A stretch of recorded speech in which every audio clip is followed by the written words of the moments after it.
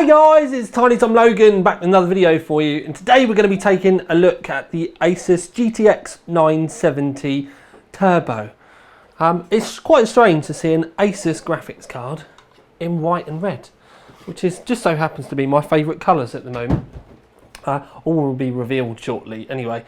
Essentially, the reason why I'm showing you this side of the graphics card first is this is predominantly where the changes are, in that it's a blower style card, which would help with like SLI and people that wanted to make sure that the heat was exhausted out the back of their systems.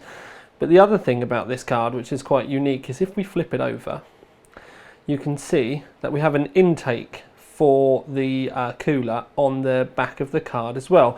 Now there's a couple of plus points for this, but it's not necessarily a new design. Back in the day we would quite often have these cutouts, but they would have actually been in the PCB itself. Now you may think to yourself that the PCB looks much shorter than the rest of the card, and you would be correct, and that's basically because the GTX 970 Turbo is based on the DirectCU Mini ITX 970, which I've got here, and it is pretty much exactly the same PCB. There's a couple of minor mount changes, but it's loosely based on that, and they've made the cooler longer to have the blower style added to it. Like I said, it does exhaust all of the hot air out of the back, but the dual side of this is actually quite handy, like I said, for like M-ATX builds, where if you were going to run SLI, like really close quarters SLI, or those ITX systems where you might not have a lot of breathing room for your card and stuff, and I'll explain those to you in a minute. But I have another one, because I have two, so I can show you the SLI bonuses, but what I did want to show you is the cooler on the inside, and it literally is just a huge chunk of aluminium. There is a copper base on it, but there's no heat pipes or anything like that, and like I said, you can see that that's quite clearly a ITX card. We do have a nice sized MOSFET heatsink at the back, and then the cooler itself, it's all plastic. You can see that we've got the blower fan at one end, and that's pretty much all there is to the actual card itself. But if I was to get the some motherboards out to help give you a visual representation of what these are for. So we've got the card in the impact, and if we spin it round, you can see that the PCB does line up perfectly with the edge of the motherboard. It does also mean that if you are running an ITX rig, you've got your single power cable here, you can tuck it all down the back and it'll all be nice and tidy. Quite a lot of cases, and by a lot of cases I mean specifically there is the some of the BitPhoenix cases, like the ITX Colossus and stuff like that, have side panels quite close to the right of the very edge of the graphics card. So that means it's very difficult for them to breathe, and a lot of people have had temperature issues and stuff with that kind of config. But ITX cases are always going to be tight and short of space. But the good bit about this is if we imagine that this is the side of your case.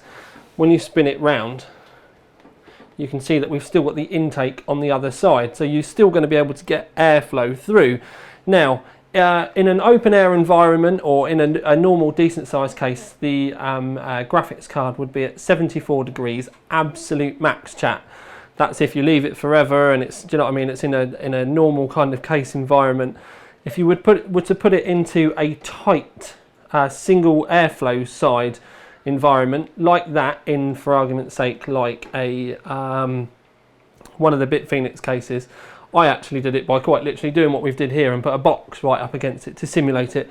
But the temperatures after 30 minutes of loading were only 76 degrees. So it only went up by 2 degrees by pretty much closing off one side of the graphics card altogether, which I thought was a really good sign that this does a great job. Because generally if you close one side of your graphics card up and it's only got a single endpoint, the temperatures would have absolutely rocketed. Something I do want to say as well is, even though it was covered up, the fan didn't really spin much more. I think it was about 150 RPM more that the fan started to spin, but it didn't make any audible difference to the noise levels at all.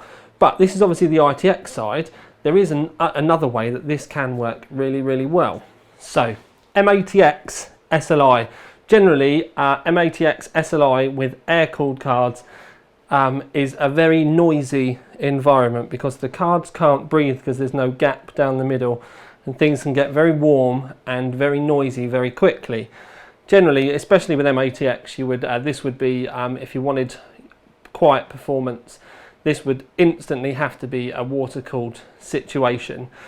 Also, some motherboards don't have great spacing on the boards, and you may only have like a single slot between your cards, and the top card will always get significantly hotter.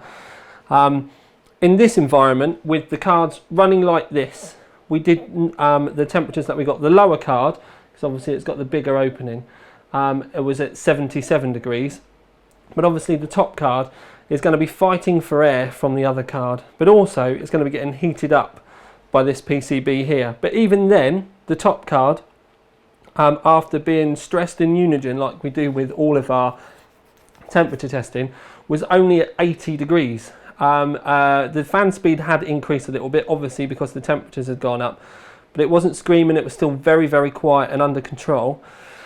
So for a 77 and then an 80 degrees temperature was actually, I was massively impressed by that. So that does just go to show that this little the air ports on the back do work really, really well on this. I honestly didn't think it would be that good.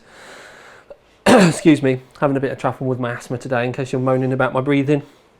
So yeah, 77 and then 80 degrees on the top. Keeping in mind that the NVIDIA kind of threshold is about 80-85 when you go and look at Afterburner and stuff, and that's the point where it will stop turboing as much. And that was with the fan profiles on auto, just literally as they were running out of the box. So that's the configurations with the cooling and the idea behind the two entry points on the fan. Like I said, it's not a new idea, but I thought I would explain it. But where these are quite unique looking cards, obviously with the white, and I do like my white, you can make some really nice looking systems with it as well. Okay, so we've got both of the turbos in a system. The case itself is a Fractal Define S, and the basis of this system is one that I put together for them, and it was on display at Computex. Well, I've obviously swapped the GPU out for the two turbos now, but we've got Asus TUF, and it's a Sabertooth Mark S, although I like to just call it the Sabranco because that's what it was when the original images went out for it. Then we got the Fractal power supply in the bottom, but essentially another good reason for showing you this is it's got a single slot gap between the two. Generally we would like two white brackets between the graphics cards, but if your motherboard is set up in this kind of configuration, sometimes SLI again can get quite hot. And with it like this, the bottom graphics card was 76 degrees, which was the same as if we'd had one of the sides covered up. And then the top graphics card was actually only 78 degrees. So again, it just kind of gives you a really nice idea on how these perform when used together. But obviously if you wanted to use just a single one, you're going to be looking at temps of around 74 degrees. But the point in having it here is to show you the contrast that can be achieved with the white graphics cards in black surroundings, because obviously most cases are black. But we've obviously got the nice monochrome effect here. You've got the black tops of the PCBs to go with the case. Nice white motherboard. The fan blades are actually white at the back. It all kind of works, and even the Fractal logo in the middle of the AIO is lit up white. So this is just to give you maybe a little bit of inspiration. I know there's an absolute, kicking the tripod, an absolute acre of room around here. But it also does go to show you that you could make quite a compact system. Maybe you'd want it as an M80X rig or something like that. But nevertheless, the one thing that I haven't said to you is about the stats. I probably should have said at the beginning. But it's got a base clock of 1088 megahertz. The minimum boost is 1228. We actually, during our testing, both the cards were hitting 1290 megahertz consistently, irrespective of the temperatures, which is pretty damn good. Obviously they're 4GB, although a lot of people are now going to start going on about the 3.5GB thing. And the best thing that I can say to you is if you open GPU-Z and click sensors, and then you'll see memory used.